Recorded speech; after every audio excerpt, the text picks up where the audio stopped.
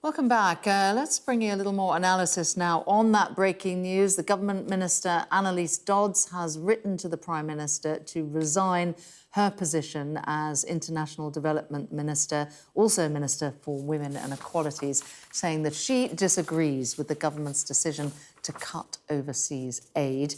In her letter of resignation to the Prime Minister, she said, "You have maintained that you want to continue support for Gaza, Sudan and Ukraine, for vaccination, for climate and for rules-based systems. Yet it will be impossible to maintain these priorities given the depth of the cuts. The effect will be far greater than presented.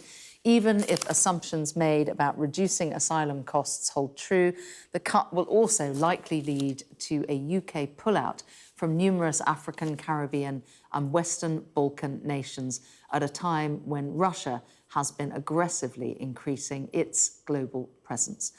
Let's bring in our political correspondent, Liz Bates. She's outside Downing Street for us this afternoon. Afternoon to you, Liz. The Prime Minister will be returning back to his residence there, basking in the glory of what's being seen as a very successful meeting with President Donald Trump, only to find that one of his cabinet ministers has walked out.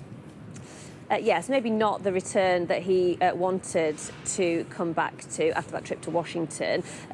In some ways, I mean, we were surprised by this when it happened just in the last half an hour, but it is in some ways maybe not that surprising because Anneliese Dodds, as you say, she attends Cabinet, she's the International Development Minister. The international aid budget has been cut quite substantially from 0.5 to 0.3%. That is her department, that's her domain. So if she's been having those conversations, which undoubtedly she has, behind the scenes, pushing back against this, and the government and the Prime Minister has decided not to take her opinion into account, then it does leave her in quite a tricky position. So I imagine that that is what has been going on behind the scenes to lead to this moment today. As you say, in her letter, quite damning in terms of the impact that this cut in spending will have across the world, and she sets that out in quite a lot of detail. What's also quite interesting, and I'll read a bit more of the letter to you, is what she says about the timing. So she says, "As I stated earlier this week, it was imperative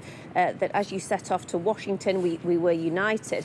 And she says, "The only reason I'm writing to you now that your meeting with President Trump is over, and 4 days after you informed me of your decision to cut overseas aid," she says, "the reason for writing about this now," sorry, it's quite a long letter, let me just skip to the end bit.